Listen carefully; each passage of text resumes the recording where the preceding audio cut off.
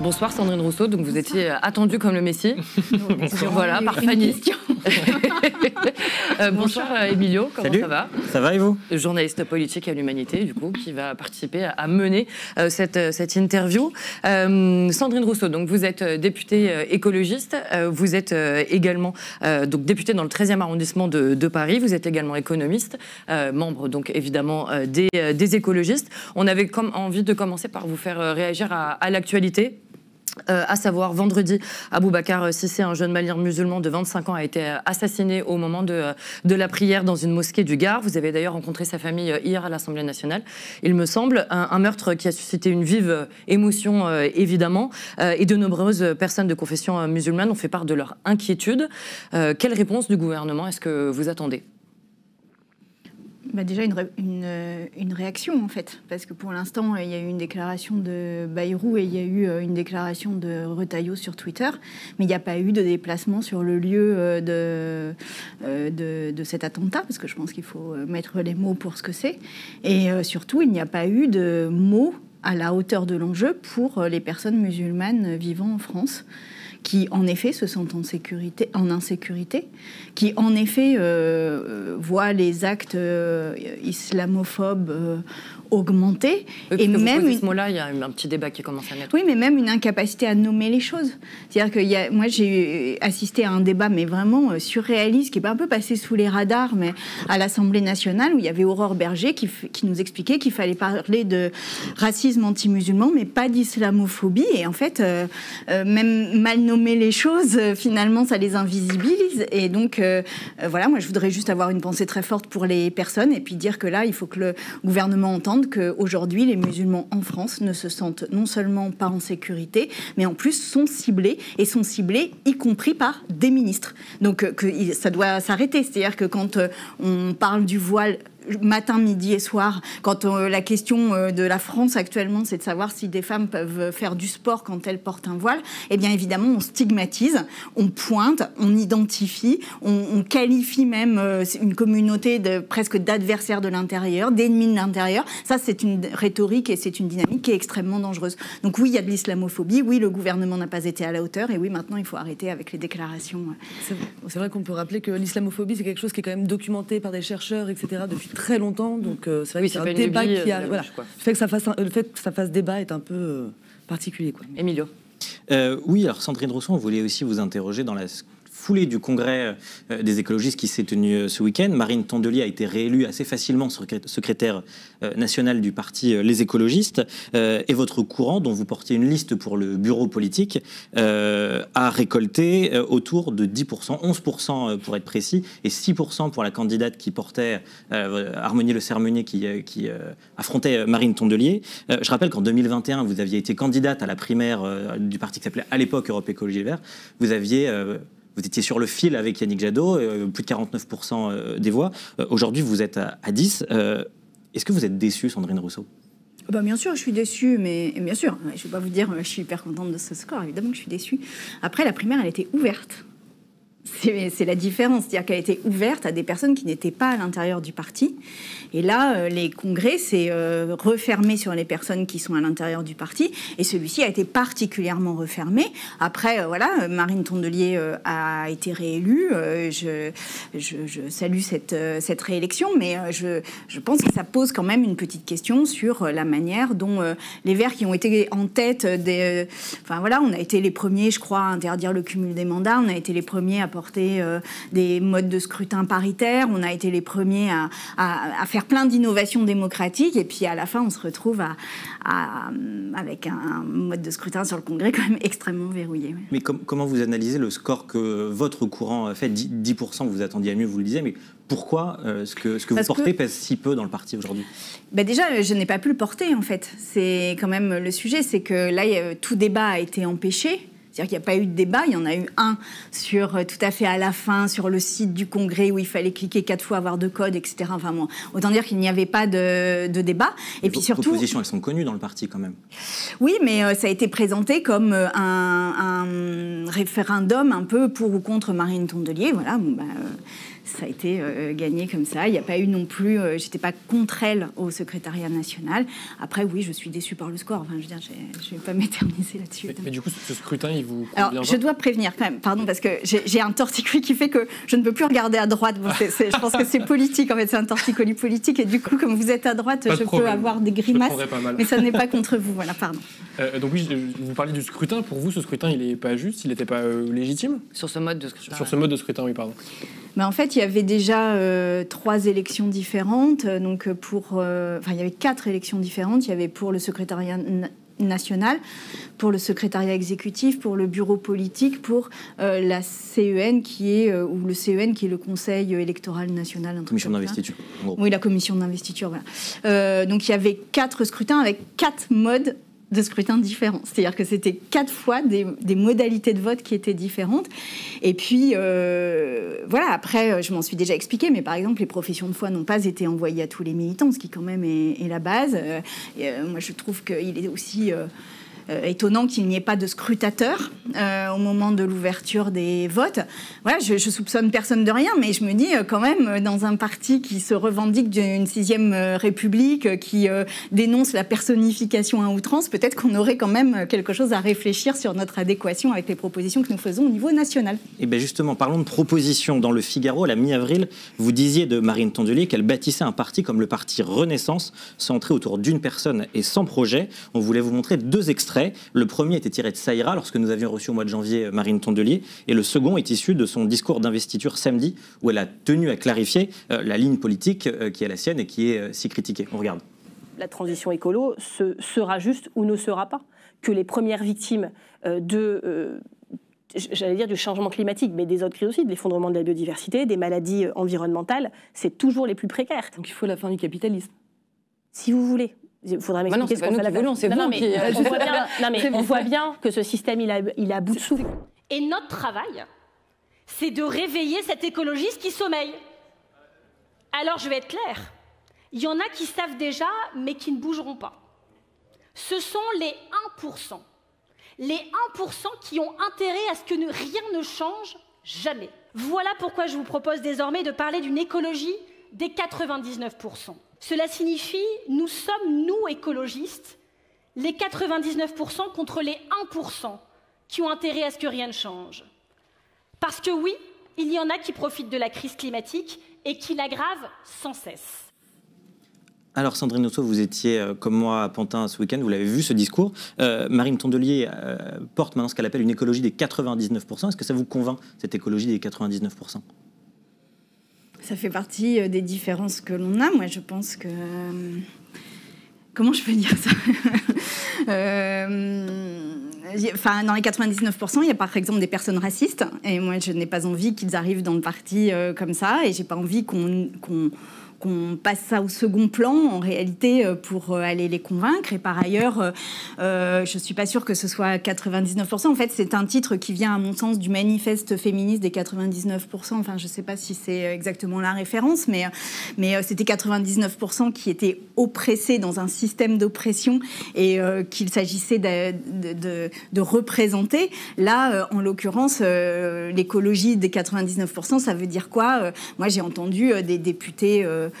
mais j'ai entendu aussi des militants RN dire, par exemple, qu'il fallait sauver les dauphins dans la Méditerranée, mais pas les migrants. Enfin, moi, ça me va pas, en fait. Voilà. Donc, je pense qu'il faut élargir notre base. J'ai pas de problème avec ça, mais pas en gommant ni des rapports sociaux, ni une ligne politique qui puisse être forte. Mais c'est aussi peut-être pour mettre en avant la question sociale qu'elle dit ça, Marine Tondelier. Elle dit qu'il faut prendre aux plus riches pour, justement, inverser la tendance sur l'écologie, que c'est à eux, c'est ces 1% qui refusent tout changement qu'il faut prendre. C'est la question sociale qu'elle met en avant. J'imagine que ça, il y a des points communs quand même. Alors, oui, évidemment, il y a une caste d'ultra riches qui détiennent les capitaux d'une manière générale et qui, évidemment, n'a pas intérêt à la transformation écologique, qui par ailleurs quand même est en train de préparer un monde particulier où ils se construisent des bunkers par exemple pour se protéger et qui sont prêts à laisser mourir une partie de la population mondiale. Bon, je veux dire, ce qui se prépare peut être extrêmement violent en réalité, et violent socialement. Donc ça, d'accord. Après, oui, on a une majorité de personnes en France qui considèrent que l'écologie doit être une priorité. Maintenant, je ne voudrais pas qu'on gomme trop le fait qu'il y ait des rapports entre riches et pauvres, que ça fait partie des questions sociales et que les questions sociétales sont intimement liées à tout ça. Donc en fait, on n'a pas une écologie sans une espèce de grille d'analyse sociale et sociétale, sans une espèce de trame qui nous permet de comprendre quels sont les enjeux derrière. Pardon. Effectivement, dans ce congrès, justement, et puis même auparavant, vous avez parlé justement d'écologie anticapitaliste. Et qu'est-ce que ça voudrait dire concrètement, justement ? Une politique économique. Là aujourd'hui, le système capitaliste de croissance, qu'on peut aussi qualifier de croissance extractiviste, de capitalocène, on peut le qualifier de plein de manières, mais ce rapport capitaliste est en train de mettre nos conditions de vie sur Terre en danger, réellement. Et on le voit avec Trump, c'est qu'ils sont prêts à aller jusqu'à l'autoritarisme et jusqu'à les bons vieux réflexes coloniaux, etc., pour continuer à faire ça. Donc être entre anticapitaliste et écologiste, ça veut dire de quoi on a absolument besoin pour vivre, quels sont les besoins essentiels, quels sont les biens communs indispensables, de quoi on a besoin pour avoir une vie correcte, digne, égalitaire, etc. Et on sort ça du marché, en fait. À minima, en premier. C'est au moins ça, quoi. Comme on sait justement que les personnes les plus pauvres sont celles qui souffrent le plus, finalement, du dérèglement climatique, etc., comment se fait-il qu'elles n'aillent pas plus, justement, vers des partis écologistes, par exemple ? Je pense que les personnes pauvres vont... Déjà, pas beaucoup dans les partis politiques, mais ils vont pas forcément dans l'écologie. Moi, ce que j'observe, c'est vraiment aujourd'hui une partie de la population qui est en mode survie. Et quand on est en mode survie, c'est pas le moment où on fait le plus de politique. Et derrière, je crois qu'ils n'entendent pas que l'écologie est une manière pour eux de vivre mieux, en fait. Je pense qu'ils ne l'entendent pas. Mais ils l'entendent pas, parce qu'ils n'entendent pas. Oui, mais ils ne l'entendent pas parce qu'on ne le met pas suffisamment sur le devant de quand vous dites on, là, c'est le parti écologique. C'est les écologistes en général, mais je peux même m'inclure dedans. Voilà, il n'y a pas de problème avec ça. C'est vraiment quelque chose qui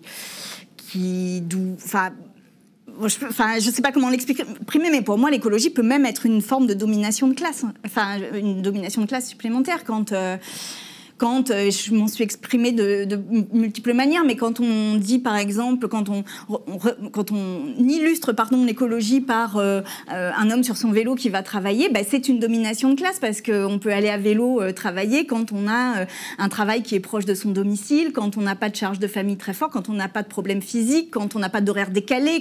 Donc en fait, tout cela, ce sont des images qui renvoient à une forme de domination. Et donc c'est ça qu'on doit interroger à l'intérieur de notre manière de faire de la politique. Mais il y a pas mal de personnes dans le chat qui, du coup, demandent à quel point, ils disent, par exemple, ils vont à la LFI en priorité, autour de ce cap entre... de faire en sorte que l'écologie soit clairement anticapitaliste. Est-ce que ça vous paraît plus clair après ce congrès ? Qu'est-ce qui me paraît plus clair ? Il faut que j'aille à LFI ? Que l'écologie, que la ligne portée aujourd'hui par les écologistes est clairement anticapitaliste. Est-ce que c'est clair, ça ou pas, pour les gens ? À l'intérieur du parti écologiste, non, c'est pas clair. Non, c'est pas clair. Toujours pas, du coup, après ce congrès. La preuve que non. Non, je pense que la ligne anticapitaliste n'est pas claire.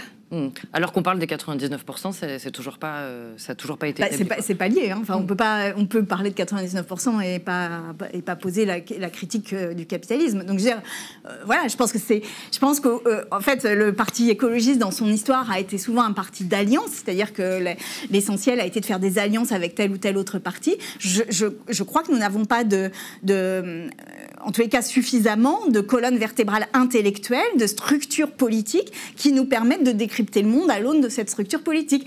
C'est ce à quoi je m'emploie. Donc j'essaye de mener cette bataille culturelle et dans la société, mais aussi dans mon parti. Voilà, je pense que c'est un travail qui peut prendre un peu de temps. Manifestement, ça en prendra un peu plus que ce que j'espérais. Mais justement, j'ai eu l'occasion de discuter avec quelques cadres, notamment des proches de l'actuelle direction. Ils parlent plus volontiers d'antiproductivisme que d'anticapitalisme. Vous faites une différence entre les deux ou pas ? Le capitaliste n'est pas un système stable. Donc il a besoin de croissance, il a besoin d'extension, donc il a besoin de productivisme. Donc voilà, après, il y a vraiment... comment je peux dire ça ? Enfin, je crois qu'on a quand même fait un pas dans l'écologie qui est qu'on ne s'imagine plus tellement la possibilité d'une croissance verte. Enfin ça, j'ai quand même l'impression que ça a un peu disparu. Donc quelque part, on a quand même fait un chemin. Mais aujourd'hui, la question de l'accaparement des richesses par quelques-uns, il y a 50 milliardaires qui émettent plus de carbone que 1,3 milliard d'êtres humains sur la planète. Enfin, je ne sais pas si on se rend compte du degré d'inégalité, mais c'est lunaire. Et par ailleurs, ces personnes riches-là ont des capitaux qui leur permettent de continuer à mettre en place, à développer, à légitimer un mode de croissance extractiviste. Il n'y a pas de capitalisme sans croissance. Il n'y a pas de capitalisme sans croissance. Le capitalisme a besoin de la croissance pour exister. Mais alors du coup, pour les arrêter, parce qu'on est quand même effectivement donc, dans des situations d'urgence, ça provoque énormément de colère. On voit qu'il y a par exemple de plus en plus d'actions radicales qui sont menées par des activistes écologistes. Et est-ce que vous êtes favorable à ces actions radicales qui se multiplient ? Surtout ces dernières années. Alors, coucou Bruno. Alors moi, j'adore la désobéissance civile. Coucou Bruno Retailleau. Moi, j'adore la désobéissance civile. Je pense que, contrairement aux luttes sociales pures ou aux luttes sur le revenu, sur les retraites, sur les droits sociaux, la lutte écologiste, elle n'a pas de médiation, je ne sais pas comment le dire, mais elle n'a pas de corps intermédiaire véritablement structuré. Quand il y a une lutte sur les retraites, il y a des syndicats, et donc il y a les syndicats qui structurent la lutte, etc. Ça permet de mettre énormément de gens dans les rues et d'avoir comme ça ce rapport de force qui s'installe. Sur l'écologie, c'est beaucoup plus compliqué parce qu'il n'y a pas ces corps intermédiaires qui sont des espèces... Alors il y a les soulèvements de la terre, il y a des choses comme ça, mais c'est pas, ça ne remplit pas la même fonction tout à fait, et c'est pas la même chose que des syndicats. Donc on voit par exemple sur la 69, on est capable de déplacer un nombre très important de personnes quand il le faut sur un projet, mais précisément sur des projets comme la 69, on le voit, c'est aussi les écureuils qui sont montés dans les arbres, qui ont fait des grèves de la faim, qui ont pu barrer des routes, qui ont pu protéger des espaces, qui ont obtenu une première victoire. Et donc voilà, moi j'aime beaucoup la désobéissance civile parce que je pense que c'est la grammaire de la lutte écolo en fait. On va juste revenir un tout petit peu en arrière, puisque vous avez dit qu'il fallait sortir les besoins prioritaires du marché. Il y a un exemple qui s'offre à nous, c'est la mauvaise expression, mais c'est l'exemple d'ArcelorMittal. Aujourd'hui, plus de 600 emplois sont menacés, alors que c'est une entreprise que l'État a énormément aidée avec des aides, une entreprise sous perfusion, on peut presque le dire, dans l'humanité. Sophie Binet, aujourd'hui, la secrétaire générale de la CGT, appelle à la nationalisation de cette entreprise stratégique. Est-ce que vous y êtes favorable ? Bien sûr, puis ça a déjà été fait dans le passé, c'était Usinor, au moment de l'arrivée de Mitterrand au pouvoir, ça a été nationalisé. Évidemment qu'il faut le renationaliser, mais il faut que l'État rentre au capital. Après, faut aussi dire qu'on ne va pas continuer Arcelor tel que c'est actuellement, en fait. C'est-à-dire que Arcelor, c'est une production d'acier qui émet énormément de CO2. Il y a eu des propositions à un moment de modifier l'outil de production à l'intérieur et pour faire notamment des fours à hydrogène. Malgré les aides qu'ils ont eues à ArcelorMittal, ils n'ont pas modifié et modernisé en profondeur l'outil les machines, et donc il y a besoin de faire cette transformation-là. Et puis moi je pense qu'il faut aussi se dire que on doit penser l'entrée de l'État au capital d'ArcelorMittal en se disant de quelle quantité on a besoin d'acier et comment on se protège d'acier venu de l'autre bout du monde qui coûte beaucoup moins cher, produit avec des salaires moindres et des conditions de pollution plus laxistes. Et donc comment on fait pour protéger aussi, pour qu'en fait cet outil-là devienne un outil de la stratégie industrielle et économique du pays, mais dans le cadre de la transformation écologique. C'est-à-dire qu'en fait, pour le dire clairement, combien d'acier on a besoin pour cette transformation, comment on le produit et comment on fait en sorte que ce soit ArcelorMittal qui soit le premier fournisseur. Probablement plus d'acier, donc si on veut réindustrialiser, si aujourd'hui on considère qu'on importe trop de carbone et que pour des produits qu'on pourrait fabriquer chez nous, je suppose qu'on a peut-être besoin de plus d'acier, de réindustrialiser ? bah là, on en importe beaucoup. Donc, je pense que on peut... Enfin, Arcelor a de l'avenir en France, à condition qu'il ne fasse pas des nuages de pollution comme il l'a fait dans les années précédentes, à condition qu'il y ait une modernisation de l'outil de production, à condition aussi qu'il y ait des aides, mais conditionnées de manière extrêmement sévère et stricte, et à la transformation écologique, et au soutien social des personnes qui y travaillent. Enfin, il n'y a pas de sujet là-dessus, quoi. Sandrine Rousseau, dans le chat, il y a pas mal de remarques qui disent... Je vous le résume un petit peu, mais qu'est-ce que vous faites encore chez les écolos? Est-ce que les gens qui sont le plus d'accord avec vous ne sont pas en dehors des écolos, du parti écologiste? Même d'autres qui demandent quand est-ce que vous créez votre propre parti. Déjà, c'est pas prévu dans les semaines qui arrivent, là, et puis... C'est pas votre plan de bataille, parce que nous, on aimerait bien un petit scoop. Est-ce que vous pouvez nous fournir ça, s'il vous plaît? Ben non, mais c'est une question qui est compliquée, en réalité. C'est-à-dire, que vous vous êtes posée. Bien sûr que je me la suis posée. De rejoindre LFI, par exemple? Est-ce qu'on change de parti? Est-ce qu'à l'intérieur du parti, on mène une bataille culturelle pour que la ligne radicale soit quand même légitimée à l'intérieur du parti? Parce que c'est important aussi. C'est-à-dire que si on parle de candidat d'union en 2027, eh bien l'union sera d'autant plus évidente qu'à l'intérieur des écologistes, il y aura des personnes qui porteront une ligne radicale, anticapitaliste, etc. Donc en fait, ça peut servir aussi l'union d'une manière plus large. Donc voilà, quant à créer de toutes pièces un parti, évidemment que j'y ai pensé, mais je veux dire, est-ce que la gauche a besoin d'un parti supplémentaire aujourd'hui? Voilà, c'est une question que je pose au chat. J'ai pas, en tout cas, ma réponse aujourd'hui est de dire que j'ai l'impression qu'on est plutôt trop nombreux que pas assez. Donc voilà, j'ai pas le sentiment que ce soit forcément chez les écolos la pour continuer à faire l'union avec les autres. C'est à peu près ce que vous dites. Et puis pour mener la bataille culturelle en interne. Et je pense que vraiment ce que je porte, ce que nous portons, parce qu'il y avait Harmonie Le Cerf, il y avait d'autres personnes, ce que nous portons, Mélissa Camara évidemment, vraiment gagne des batailles à l'intérieur. Quand je disais parce que je vous rappelle quand même qu'il y a quelques années, l'écologie, c'était vraiment la croissance verte et la partie radicale était vraiment... Là, je pense qu'on a quand même fait un bouger. Et que ça, c'est aussi le fait d'avoir travaillé en interne. Alors évidemment, j'ai pas toutes les victoires que j'espérerais, mais je pense que mon action peut aussi être utile à l'intérieur. Emilio. Vous parlez d'union, justement. La position des écologistes, Marine Tondelier l'a redonnée ce week-end, elle est on ne peut plus claire sur l'union. Elle a rappelé qu'elle refusait de choisir entre les socialistes et les insoumis, qu'il fallait construire l'union avec tout le monde autour de la table. C'est aussi votre position, mais peut-être que vous nous l'expliquerez plus clairement ensuite. Ce rassemblement qui semble aujourd'hui assez compromis quand on voit les positions des uns et des autres. Vous, pour mettre tout le monde autour de la table, pour faire l'union que vous appelez de vos voeux, comment il faudrait s'y prendre? Il y a Lucie Castet qui a donné quelques pistes dans Libération la semaine dernière. Un conclave, une primaire, une convention... Non, pas de conclave, non, on arrête avec les conclaves. Là. non, mais en fait, c'est sérieux. Non, on arrête avec les conclaves. Ouais. Et bien justement, comment vous y prendriez? Moi, je pense qu'il y a une étape préalable que tout le monde évite soigneusement dans le moment. Le projet. Ben oui. Mais pas le projet, juste le projet avec 50 propositions ou 100 propositions, mais qu'on ait un débat en s'affrontant à nos différences, en fait, pour progressivement converger. Nos différences, elles sont fructueuses, elles sont fertiles. Enfin, je veux dire,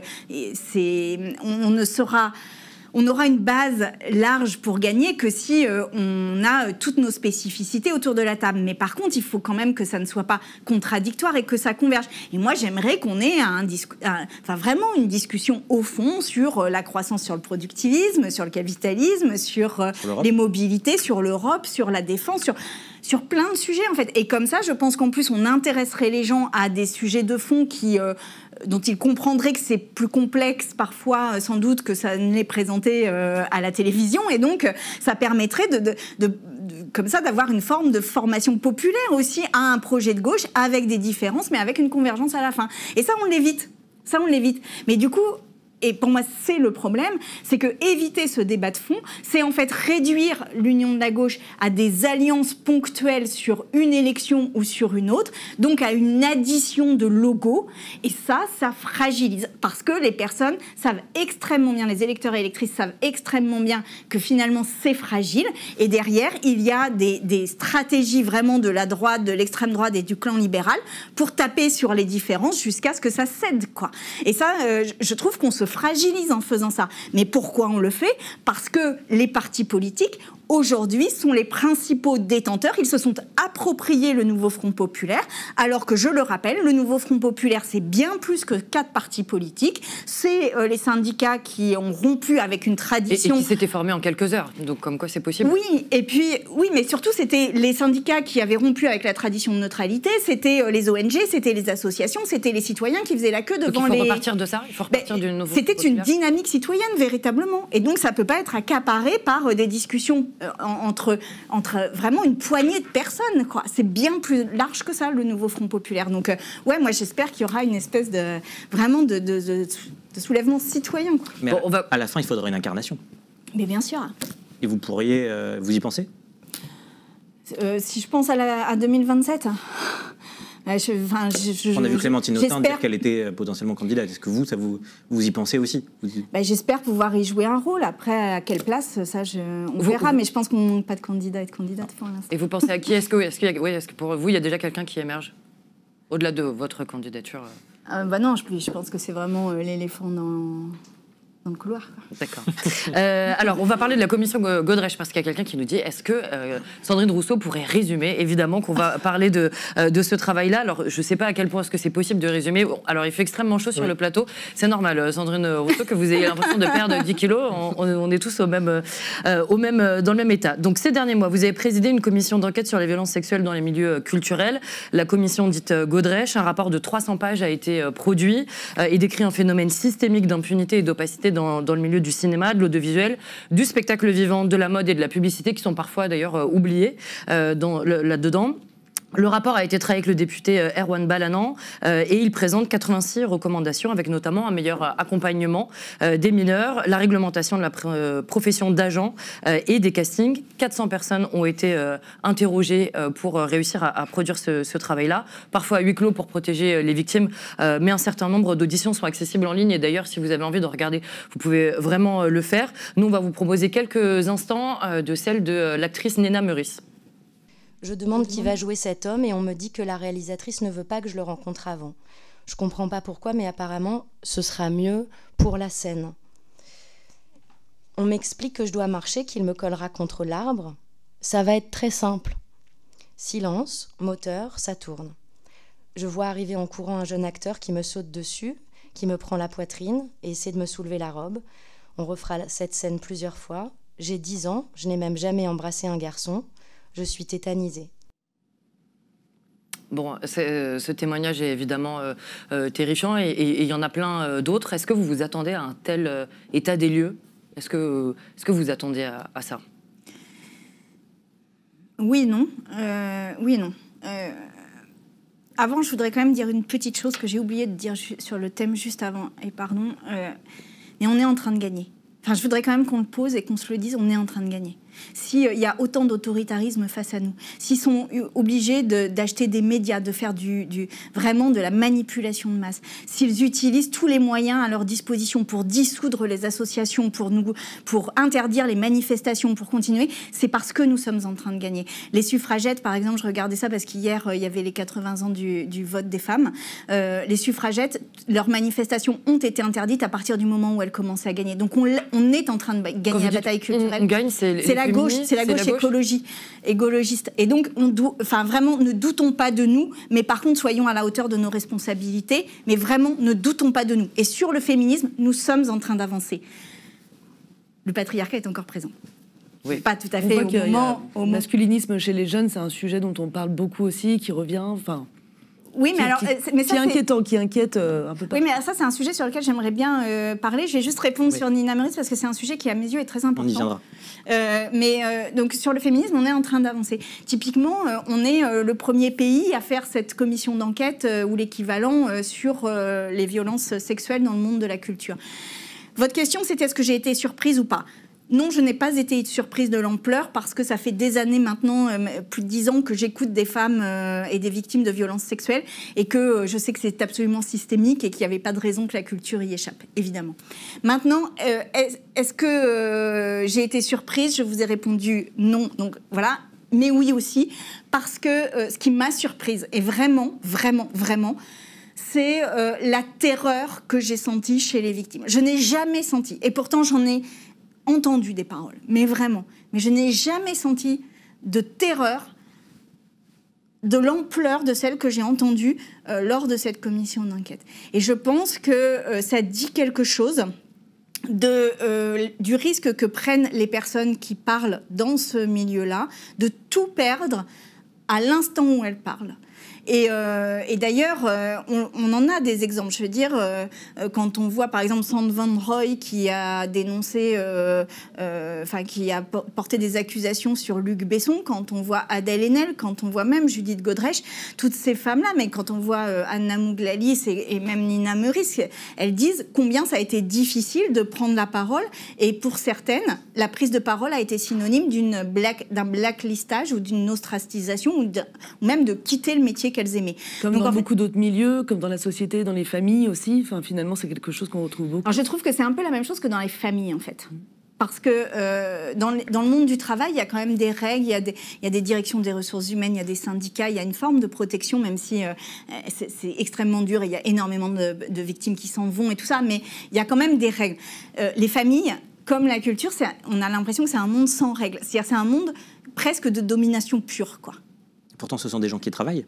Alors, c'est ça le sujet qui a été beaucoup exploré dans la commission d'enquête, c'est que c'est une relation de travail et qu'en fait, il est très important de remettre la relation de travail dans ce monde qui se croit dirigé par la création, l'art, le talent, mais qui en fait exerce ce talent à l'intérieur d'un cadre qui s'appelle le Code du travail. Mais si je vous posais la question de votre surprise ou pas concernant l'état des lieux, c'est aussi que ça fait des années quand même que le mouvement MeToo existe, qu'il y a des actrices qui ont pris la parole aux États-Unis, puis en France, effectivement, on se souvient tous d'Adèle Haenel. Ça veut dire que rien n'a presque bougé, peut-être, depuis ces prises de parole-là. Comment rester optimiste, en fait, quand on se rend compte qu'il y a déjà des femmes qui ont parlé très récemment, et pourtant ça ne bouge pas? Il y a plein de manières de rester optimiste et il y a plein de manières d'être pessimiste. En fait, oui, ça n'a pas bougé à la hauteur de ce que ça a bougé, mais en même temps, il y a 2 semaines, il y a eu le procès de Depardieu. Et en fait, il y a de ça un mois, il faisait honneur à la France, quoi. Et là, Depardieu, tout grand talent qui peut être du cinéma, a été un homme face à un juge. Donc en fait, voilà. Après, oui, on peut se dire que ça n'avance pas suffisamment. Moi, ce qui me fascine dans le mouvement MeToo, mais vraiment, c'est vraiment quelque chose que j'observe avec toujours plein de surprises, c'est que c'est un mouvement qui ne s'arrête jamais. C'est-à-dire qu'on pense toujours qu'il va s'arrêter. On pense toujours que c'est une affaire puis que ça va s'arrêter. Et en fait, il ne s'arrête jamais. Et là, la commission d'enquête se termine. Cannes va commencer, donc on va voir comment ça va être pris. Mais surtout, il y a Betaram derrière. Il y a le procès des French Bukkake, c'est-à-dire du porno amateur ou moins amateur d'ailleurs. Bon, et en fait, ça ne s'arrête jamais. Il y a eu Pellico. Qui aurait pu dire que le procès Pellico aurait un tel impact? Donc en fait, c'est ce que je vous dis quand je vous dis qu'on est en train de gagner, c'est que vraiment... pour moi, l'image qui me vient quand je parle de la situation politique et sociale de la France, c'est l'image d'adolescents dans une famille stricte, avec des parents stricts. Et les parents stricts refusent que les enfants sortent, grandissent, les enferment dans la chambre et ont des excès d'autoritarisme. On est dans ce moment-là. Mais il n'y a aucune famille où les enfants restent à la maison. C'est-à-dire qu'en fait, les enfants finissent par partir. Et moi, je pense qu'on est dans ce moment-là. Donc oui, nous allons vraiment gagner. Après, quand et comment, ça, j'ai pas toutes les solutions, sinon... mais on est en train de gagner. Et vraiment, soyons conscients de cela, parce que c'est comme ça aussi qu'on y arrivera. Dans le chat, il y a plusieurs questions sur les 86 propositions que vous avez faites, sur un petit peu les perspectives. Alors, j'en ai déjà donné quelques-unes sur l'encadrement de la profession d'agent, ce genre de choses-là. La fin des castings, aussi peu encadrés, puisque vous en avez pas mal parlé. Sauvages. Des castings sauvages, oui, exactement. Est-ce que vous pouvez nous parler peut-être de l'une ou de plusieurs de ces propositions fortes, selon vous ? En fait, il y a plein d'endroits où le code du travail ne s'applique pas. Par exemple, les castings. Les castings, c'est des castings sauvages. Donc, on peut aller à la sortie d'une école, voir un enfant qui sort de cette école et dire il marche bien. J'ai l'impression que mon micro descend. Pardon. Donc, il marche bien, il a l'air d'être à l'aise, etc. Donc, on va faire un casting sauvage, on va le prendre. En fait, ça, quand ça se passe à la sortie d'une école, ça va. Quand c'est dans une chambre d'hôtel, c'est très différent. Quand c'est au domicile, même des personnes, parce qu'on a eu plusieurs témoignages comme ça, quand c'est dans la chambre à coucher des personnes, eh bien c'est un problème. Et je rappelle, parce que ça a été un des objets des discussions dans la commission, que ça n'est pas la personne qui va dans la chambre qui est le problème, c'est celui qui franchit la ligne rouge, c'est-à-dire la personne qui invite à ce casting dans la chambre et qui abuse de la personne une fois dans la chambre. Et vraiment, il ne faut pas se tromper, quoi. Il ne faut pas se tromper de responsabilité dans ces affaires-là. Oui, donc ça veut dire surtout faire respecter le code du travail. Vous faites partie des responsables politiques qui travaillent le plus les questions de féminisme, en participant à théoriser par exemple l'écoféminisme, qui souligne les similitudes entre les systèmes de domination et d'oppression des femmes par les hommes et les systèmes de surexploitation de la nature par les humains. Vous venez de le dire, nous sommes en train de gagner. Il y a aussi beaucoup de féministes qui disent à quel point est-ce que le backlash est dur en ce moment. Pour vous, on se situe où là, sur l'échelle? Est-ce qu'on est en pleine période de backlash ou bien est-ce qu'on est en train de gagner mais on ne le sait pas encore? Les deux. Les deux sont possibles? Oui, les deux. On est, pour moi, sur la crête de la montagne, c'est-à-dire qu'on peut basculer d'un côté ou de l'autre, mais le backlash est d'autant plus violent qu'en fait, on est en train vraiment de s'imposer et de nos idées de s'imposer. Ce qui me renvoie du coup à la question sur les jeunes à laquelle j'ai pas répondu tout à l'heure. En effet, chez les jeunes générations, on voit se polariser des jeunes femmes qui sont de plus en plus féministes et des jeunes hommes qui sont de plus en plus masculinistes. Oui, c'est le dernier rapport du HCE effectivement qui dit ça. Oui, mais en fait, je trouve qu'on est exactement dans ce moment de basculement, en fait. Parce que pourquoi les hommes deviennent masculinistes? Parce qu'ils n'arrivent plus à comprendre le féminisme des femmes. Et il y a de plus en plus de femmes qui refusent même d'entrer dans une relation de séduction hétérosexuelle avec des hommes en raison de l'absence de conscientisation par les hommes du sexisme, du patriarcat. Et ça, c'est hyper puissant. C'est hyper puissant. Et quand on a fait le mariage pour tous, eh bien oui, il y avait une frange totalement radicalisée face à nous dans la bataille pour le mariage pour tous. Quand on a fait l'IVG, il y avait une frange radicalisée, mais elle est d'autant plus radicalisée que c'est parce que nous sommes en train de gagner. C'est ça qu'il faut comprendre. Et c'est le moment où il ne faut pas avoir peur, en fait. Il ne faut pas avoir la main qui tremble.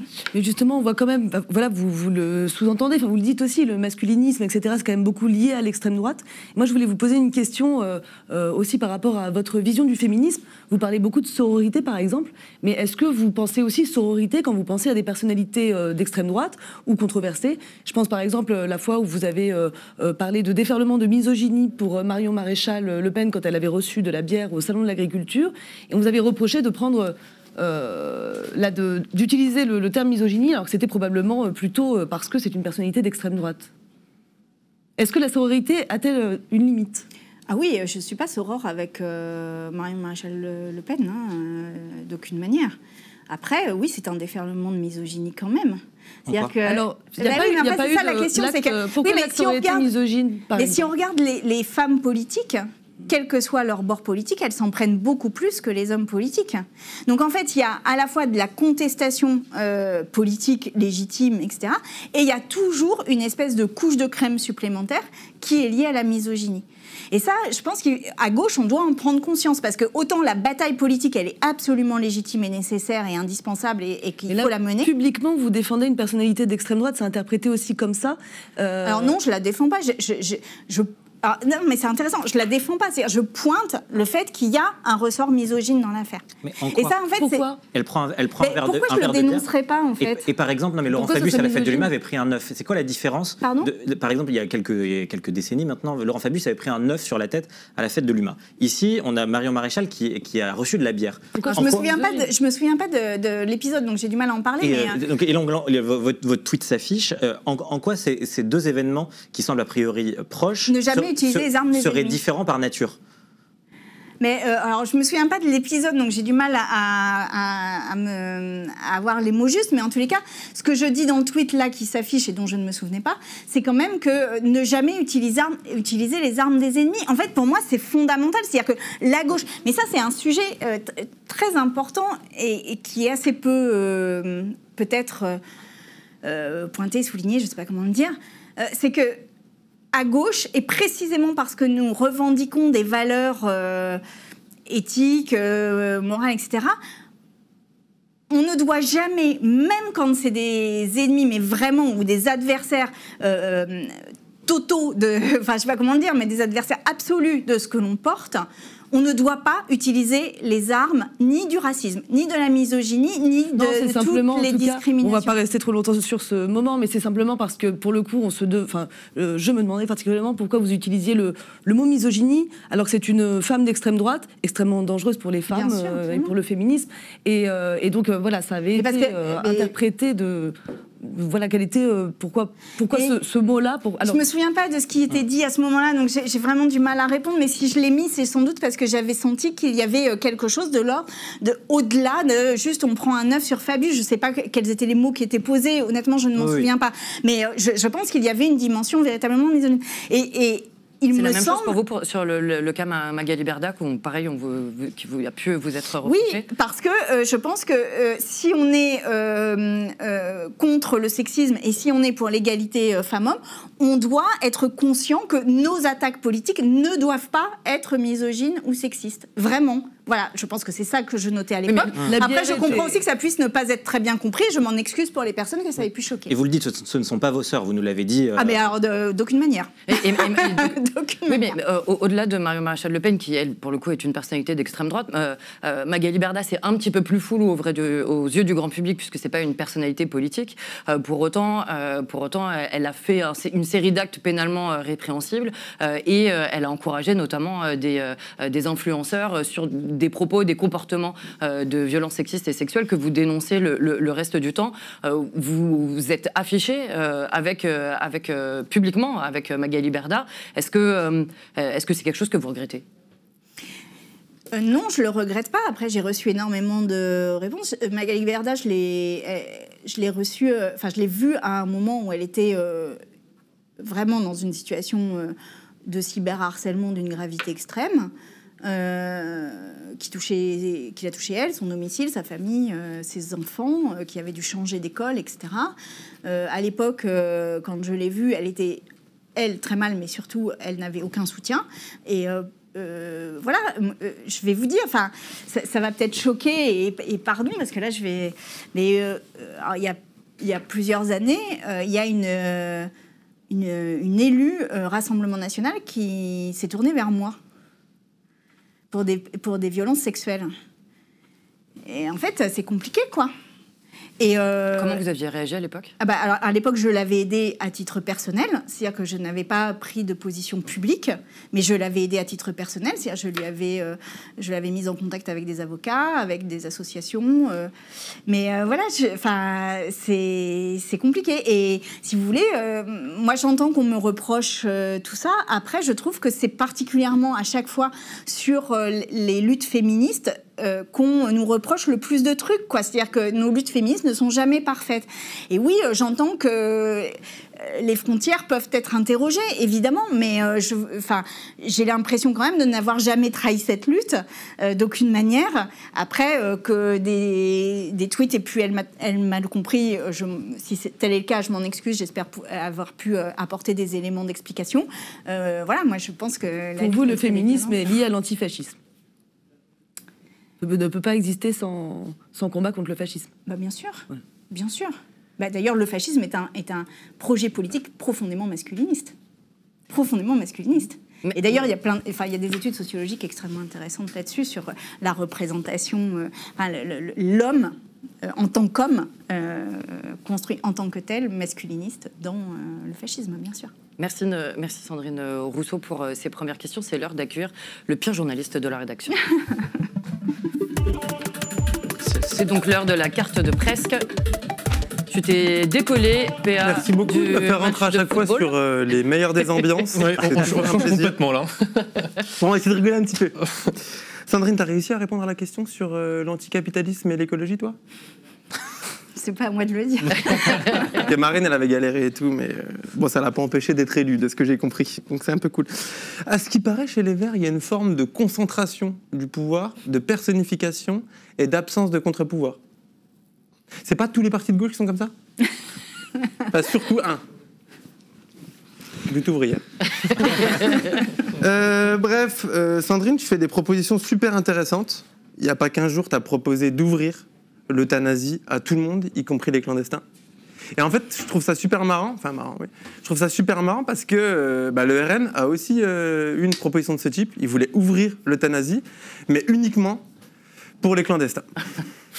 C'était pas une super proposition. Cette proposition qui je crois que c'est 2017, un buzz pas possible. Non, c'était là, c'était dans les semaines. Non, mais le RN. Ah oui. C'était même dans les années 30. Hein. Aussi. Mais là, c'est... Bon, mais là, c'est sur des fins de vie et on ne va pas demander les papiers à quelqu'un qui est en train de mourir. C'est vrai. D'ailleurs, on sort des années 30, mais c'est quoi cette histoire? Tu organises des combats de rue entre les cyclistes et les automobilistes? Mais là, je faisais mes courses, mes pauvres courses. Mais c'est... Parce que, désolé, mais sur la photo... Ouais. Sait pas, là. Juin 2023, Sandrine, dans le 13e arrondissement, va faire ses courses. Ouais. Et elle organise une bagarre entre un cycliste et un automobiliste. Et après, elle tente de les séparer ou de porter le premier coup, je sais pas. La photo est assez... on doute un peu. On sort ta photo, c'est coupé. Mais le type était beaucoup plus grand que moi. Il faut savoir que je suis toute petite et il était très grand. Beaucoup de courage. Beaucoup de courage. Et donc, c'est un peu ridicule cette vidéo, mais au moins j'ai sauvé peut-être un cycliste, je sais pas. Bon, t'as dit aussi que manger une entrecôte cuite au barbecue, c'était un symbole de virilité. Ouais. Et en vrai, tout le monde t'est tombé dessus, mais moi, je suis d'accord avec toi. Enfin, en tout cas, je vois ce que tu veux dire. Et du coup, j'ai décidé de, moi aussi, jouer à ce jeu. Et d'essayer de classer des choses. Est-ce que ça, c'est un symbole de virilité? Ou est-ce que ça ne l'est pas? Par exemple, faire des pompes en faisant du bruit, ça, c'est un symbole de virilité. Oui. Mais il y a des choses qui sont sujets un petit peu à controverse. Par exemple, je te propose des trucs et tu me dis si c'est un symbole de virilité. Mais surtout, c'est à moi de répondre. Tu me dis si c'est un symbole de virilité ou pas un symbole de virilité. Je sens que ça va être chaud, ouais. Se faire craquer les... pas répondre à ma place. Sandrine, s'il te plaît. Pardon. Il y a la Ligue des Champions, là. Pardon. Je peux pas perdre ne serait-ce qu'une minute. Ça, faire craquer les doigts. Ça. Faire craquer les doigts comme ça. Ça, c'est un symbole de virilité? Ça se discute, mais ouais. Ok. Faire du vélo sans les mains. Ça, c'est un symbole de virilité? Pas mal aussi, ouais. Aussi? Ah vache, on peut plus rien faire ou? Ouais, non, ça fait partie des conduites à risque. Boire un café sans sucre. Non, ça non. Boire à la bouteille directement. Dans un vestiaire de rugbyman. Non, c'est Macron qui avait fait ça, oui. Ok. Traverser quand le petit bonhomme est rouge. Non, ça c'est français. D'accord. Monter un escalier 2 marches par 2. Ça, faut avoir un pantalon déjà et pas de talons, donc ouais, quand même. Et faire l'hélicoptère... Non, c'est bon, ça va. Oui, ça oui. Ah, ça, oui. Faire l'hélicoptère dans une soirée d'école d'ingénieur ou de commerce. J'ai pas dit avec quoi. Non, mais ouais. Ça pourrait être avec un lacet. Tu peux plus rien faire, donc c'est con. Hein. Sandrine, t'es une cible privilégiée de l'extrême droite. Un peu moins en ce moment. C'est vrai que le petit Jean-Luc, il a pris ta place. Mais avec ce que Bordure a préparé, Bordure, si t'enlèves le B, ça fait frontière. Et ben tu risques de revenir sur le devant de la scène. Je t'invite à lancer le magnéto-mic. Vous connaissez Bordure? On vient de sortir notre nouvelle enquête sur Sandrine Rousseau. C'est un média de facho, ça, non? Pourquoi ils disent tous qu'on est des fachos? Bonjour, ici Jordan Jordanin pour Bordure. Cette semaine paraît notre nouvelle enquête sur Sandrine Rousseau. Vous allez apprendre des choses hallucinantes sur une personne exécrable. Et donc, au péril de nos vies, on a décidé d'aller faire un petit micro-trottoir auprès des Parisiens. On va pas rester très longtemps parce que c'est très dangereux. Ah, merci. Oula, vous êtes contre la liberté de la presse, vous, j'imagine? Non. Désolé, mais on dirait que si. Ici, c'est le cœur de notre enquête, le local poubelle de Sandrine Rousseau. Elle habite juste au-dessus et vous allez voir ce qu'on va découvrir. Et bah, ça commence très fort. Une boîte de steak haché surgelé. Pour quelqu'un qui se dit zoophile, c'est-à-dire qui défend les animaux. Et les animaux, elle les mange. L'hypocrisie des wokistes. Vous êtes contre? Ah non. Mais si. Non, désolé, mais... Oh, une deuxième boîte. Oh, une troisième. Mais attends, c'est juste ça l'enquête, là, on fait la poubelle de Sandrine Rousseau. Attends, mais t'as vu ce qu'on a découvert? Non, une cinquième. Wow, ouais, c'est pas fini. Et c'est pas fini. Une éolienne dans une poubelle jaune. J'en ai jamais vu d'aussi grosse. Sandrine! Un Vélib Métropole. Il fonctionne super bien, il y a de la lumière. Putain! Il fonctionne nickel. Très content, on a rencontré un petit sympathisant. Vous me disiez, monsieur, que vous étiez un grand fan de bordure.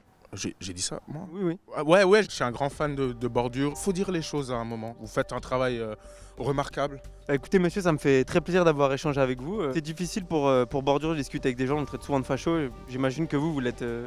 Bah, vous l'êtes pas, hein. On va pas rester plus longtemps dans cet endroit de malheur. Si vous voulez lire la totalité de l'enquête, vous lisez le dernier magazine de bordure. Attends, mon nom fermé. Attends, mais c'est fermé. Ouvrez-moi! J'ai peur! Pas encore! À retrouver dans tous les supermarchés à côté du PQ parce que c'est de la merde. Bref, tu connais notre petit jeu, ça ira pas? Vas-y. Tu connais ou pas? Oui. Bon, je réexplique un petit peu. C'est légendaire, ça y est. Ouais, c'est ça. Les gens qui nous rejoignent. Ça ira, je vais te montrer une photo. Si ça te va, tu me dis ça ira. Si ça te va pas et que t'aimes pas, ça ira pas. Assez simple. Alors, on commence tout de suite. Une semaine de vacances avec Marine Tondelier, c'est Yannick Jadot qui conduit. Ça ira ou ça ira pas? Ça ira. On n'a pas le droit de mentir. Bah, dis-moi ce que je dois répondre alors. Bah non. Allez. T'as le droit d'expliciter un petit peu. Genre là, t'aurais pu nous raconter pourquoi t'aimes tant Jadot ou Tondelier, enfin quelque chose quoi. Bayrou d'émission, ça ira ou ça ira pas? Ah, ça ira très très bien, puis ça ira d'autant mieux que ça ira très vite là. Vous pensez après le passage devant il doit être entendu par la commission, c'est ça? Commission d'enquête Betaram. Ouais, c'est ça. Non mais petit point sur Betaram, c'est scandaleux que ça ne fasse pas plus de sujets en France. Je rappelle qu'il y a 3 enfants par classe qui sont victimes d'inceste.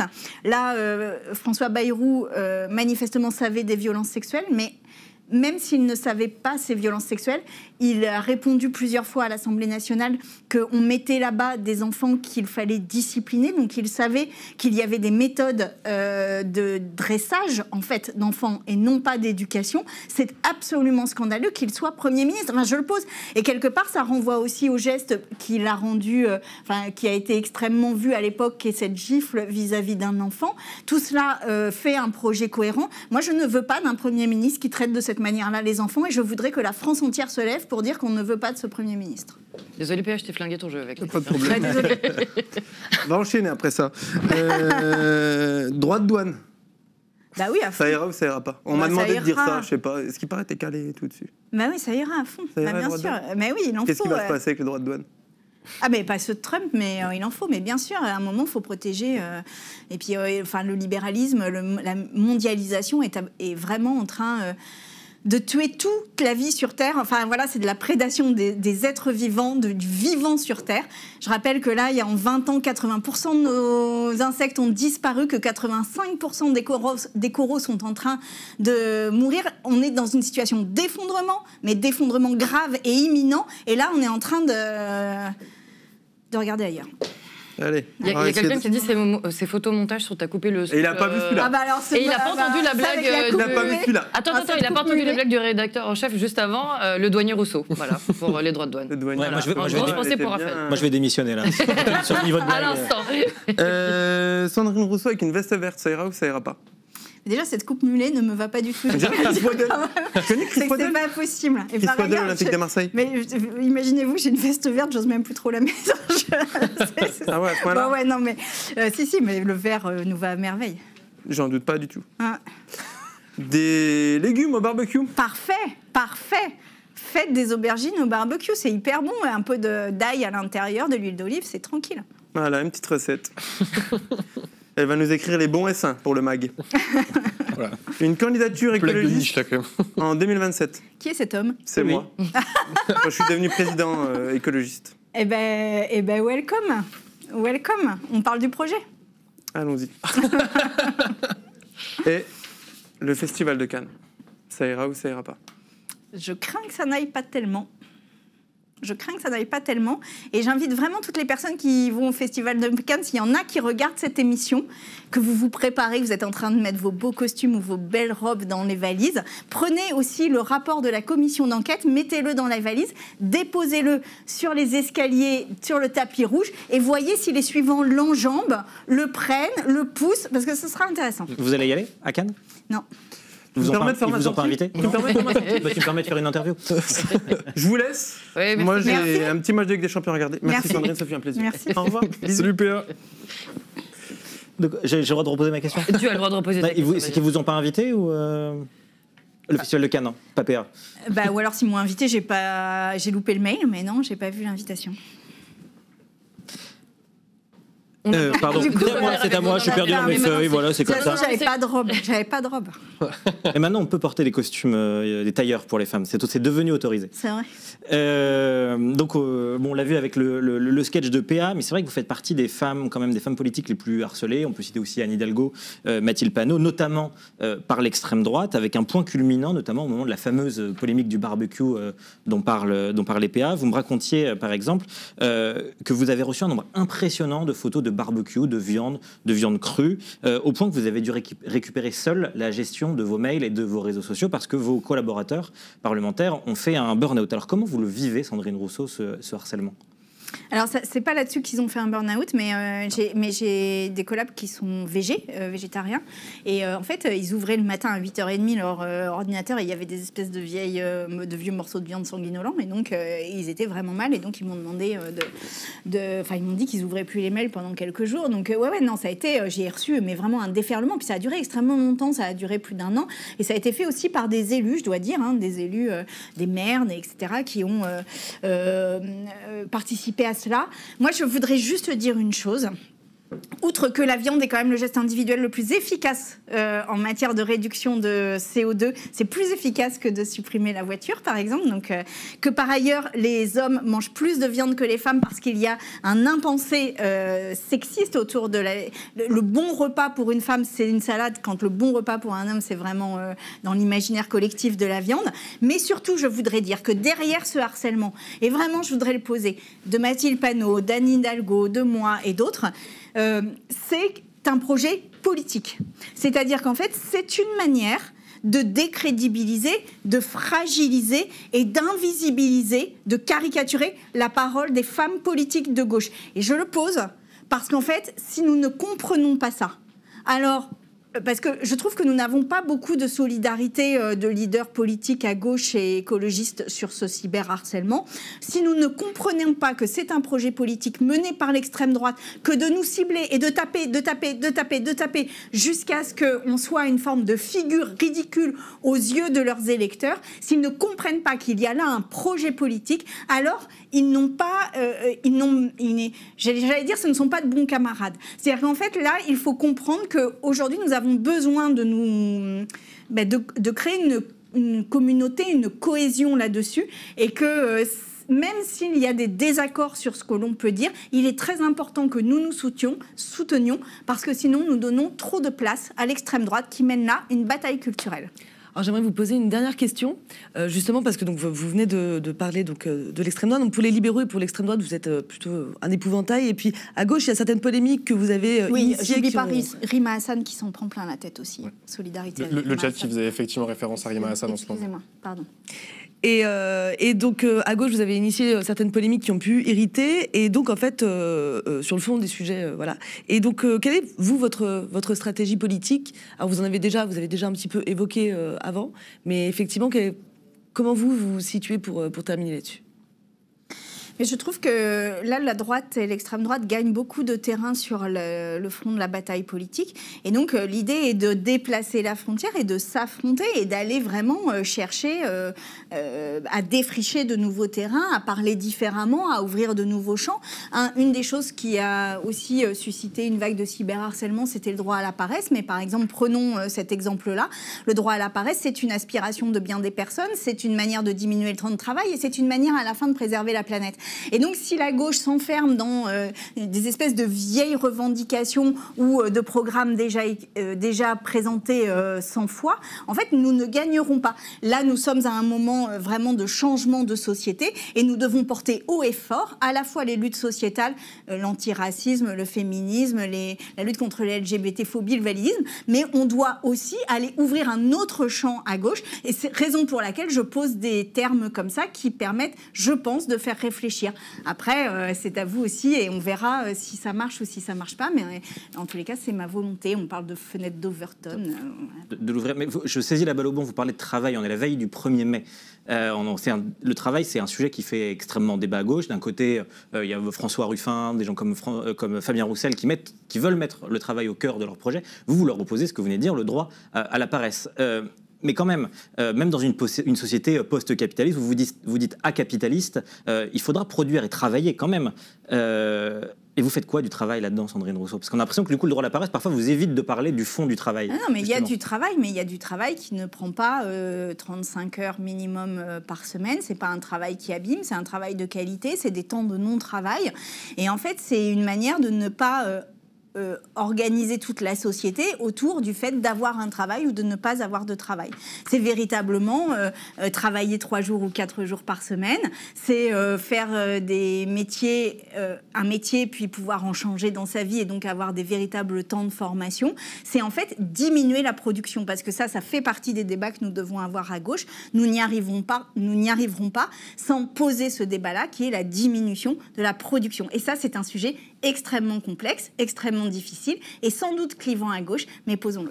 Très bien. Merci Sandrine Rousseau pour toutes ces réponses. Merci d'avoir été avec nous malgré votre cou, là, qui a l'air d'être vraiment en piteux état. Et malgré la chaleur, on est vraiment désolé, on a fait tout ce qu'on a pu, mais on souffre aussi. Oui, parce que là, il fait un peu... Enfin, le réchauffement climatique est dans cette salle. Vous serez, j'imagine, demain à la manifestation du 1er mai à Paris? Tout à fait. Et vive le 1er mai. J'ai été très horrifiée des discours du camp Renaissance à l'Assemblée nationale qui parlaient du 1er mai comme d'un jour inutilement chômé. Et c'est ça leur projet, quand nous, le nôtre, c'est de vivre mieux.